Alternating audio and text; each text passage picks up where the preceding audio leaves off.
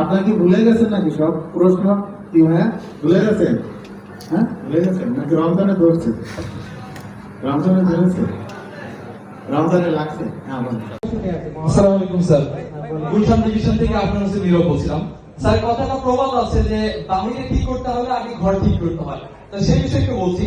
আমরা যখন বিভিন্ন গাড়ি ধরি তখন দেখা যায় তারা একটা কথা বলে যে আমরা পুলিশ পরিবারের সদস্য। ঠিক তো সেটা বলার পরে দেখা যায় যে সার্জন সাহেব তাদের আর গুরুত্বপূর্ণ কোনো পদক্ষেপ নেন না এবং তাদেরকে ছেড়ে দেন। শুধু পুলিশই নয়, এবং গভর্নমেন্ট অনেক অফিসার আছে, দেখা গেছে যে তারা আসলে সার্জন সাহেব যদি তাকে ধরে এবং তিনি একটা কথাই বলে যে আমি গভর্নমেন্ট অফিসার কিংবা আমি পুলিশ সদস্য, এই জন্য তাকে ছেড়ে দেওয়া হয়। আসলে এটা কতটুকু যৌক্তিক এবং এর সমাধান আসলে কি হওয়া উচিত?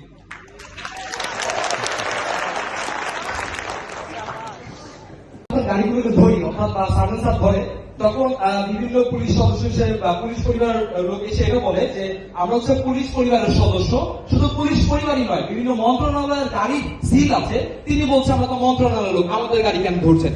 প্রশ্ন হচ্ছে পুলিশ সদস্য পরিচয় কেন সার্জেন্ট গাড়ি ছাড়ছেন এবং মন্ত্রণালয়ে দেখেই কেন গাড়ি ছাড়া হচ্ছে?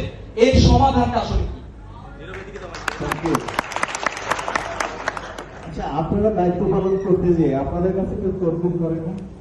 তার ওখানে একটু বলে দেন।